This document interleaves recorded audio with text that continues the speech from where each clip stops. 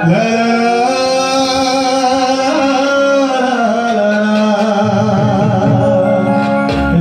কোনো ভাব নাই, এটাই আমার স্রষ্টা, জানেন তো? এদেরকে একটু জোরে তালি দেবেন।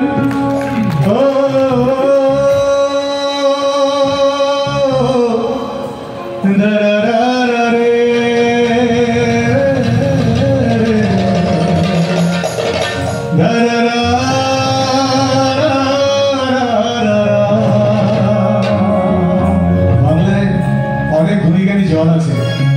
আমি মাননীয় মেহর মহোদয়ের সাথে একটা কিছু শেয়ার করেছিলাম। মৃত্যুর পরে অলমোস্ট মৃত্যুর অল্প কিছুদিন আগে শাহ আব্দুল করিম সাহেব দেশব্যাপী সুখ্যাতি পেল, কিন্তু তিনি সিলেটেই নীরবে নিভৃতে মানুষের মনের কথা লিখেছেন, শুরু করেছেন।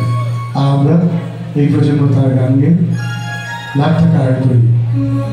তো বিনম্র কৃতজ্ঞতা, তারা তাদের নিজের চেষ্টায়, নিজের প্রচেষ্টায় তারা বাংলাদেশের সংস্কৃতিকে সমৃদ্ধ করেছে। মাননীয় মেয়র মহোদয় আছেন, এমপি মহোদয় আছেন, প্রেসিডেন্ট মহোদয় আছেন। সংস্কৃতিকে আমাদের আরো বেশি নার্সিং করতে হবে, সংস্কৃতি আরো ফোকাসে আসতে হবে। নাহলে উগ্রবাদীরা কিন্তু তারা কিন্তু ভিলেজ পলিটিক্স করে, আমাদের মতো এত প্রগ্রেসিভ না, উদারপন্থী না। এটা মনে রাখা খুব জরুরি। বন্ধে মায়া লাগাইছে, রীতি শিখাইছে, বানাইছে। এই ভাই জোরে তালে, ধীরে লাগছে, ধীরে লাগছে। ও